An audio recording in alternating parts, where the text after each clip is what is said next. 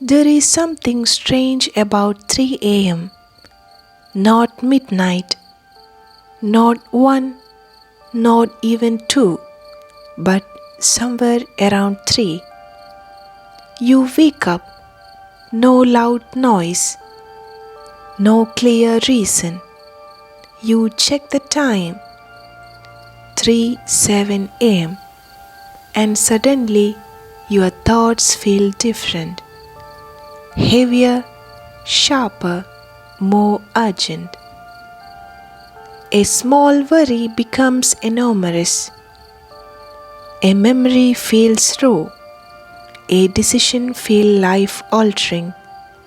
Why does this happen? Is it anxiety, stress, or is your brain doing something very specific at this hour? Tonight, we are going to walk into that hour slowly because 3 a.m. is not random. It's biological, it's evolutionary, and it may explain more about your nighttime mind than you think. Around 3 a.m., your body is at its lowest physical point. Core temperature drops, blood pressure is low, heart rate slows. Cortisol, the alertness hormone, is at its lowest level. You are physically vulnerable. Thousands of years ago, this hour was dangerous. It was the deepest part of night. Predators moved quickly. Visibility was nearly zero. And humans did not have secure walls or locked doors. So your brain developed a strange balance. Your body rests deeply, but part of your awareness stays slightly alert. This is called hypervigilant rest. You are asleep but not completely defenseless. That thin line between sleep and alertness is fragile, and 3 a.m. is when it's most delicate. But here's something more interesting. Why don't you wake up at 3 a.m. thinking about grocery list? Why does your brain jump to regrets, relationships, big life fears, unanswered messages? That's a reason. At 3 a.m., your rational filtering system is the weakest. The prefrontal cortex, the biological editor, is quiet. But your emotional brain is still active, especially the amygdala.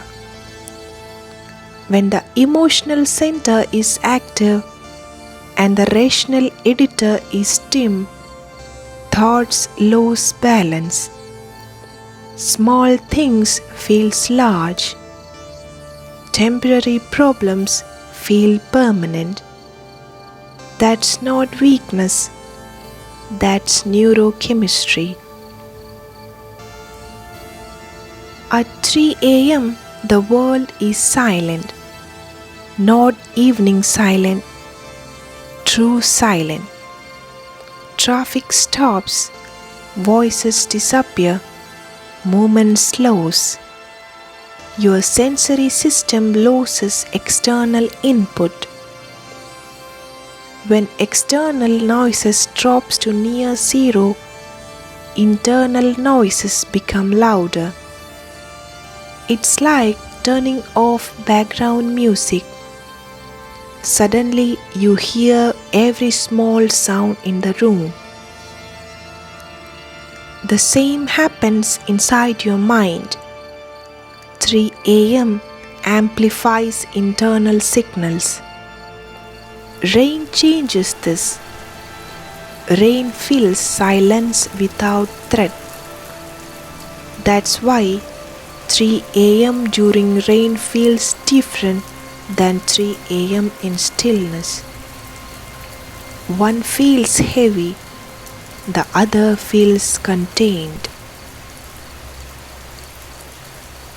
Let's talk about real life. At 3 a.m., people think, did I ruin that relationship? Am I wasting my life? What if something bad happens? Am I falling behind? These are not random thoughts. They are unresolved emotional loops. During the day, distraction suppresses them. At 3 a.m., suppression weakens. Your brain uses low distraction hour to surface unfinished emotional processing.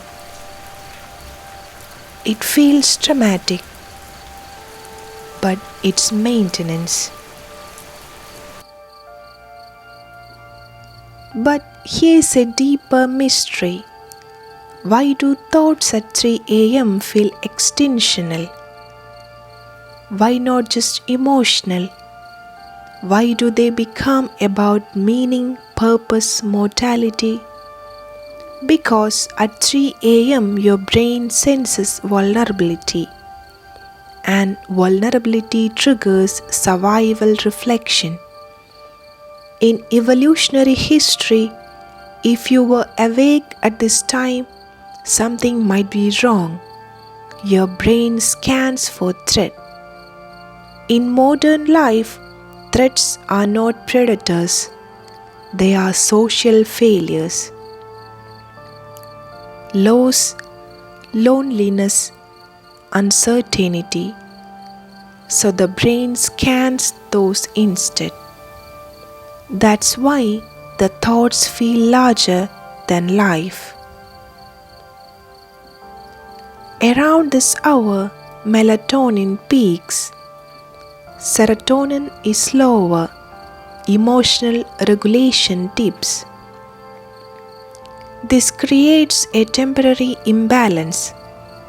Your mind becomes imaginative, but not grounded. That's why solutions don't feel clear at 3 a.m. Only problems feel loud. Morning light restores balance. Cortisol rises naturally. Rational thinking strengthens. And suddenly the problem feels manageable again. Nothing changed externally, only chemistry shifted. Imagine early humans sleeping in groups. One person always slightly awake, listening, monitoring. 3 a.m. was watch hour, the quietest, the coldest, the most uncertain. The brain still carries this timing imprint. Sometimes when you wake at 3 a.m., it isn't insomnia.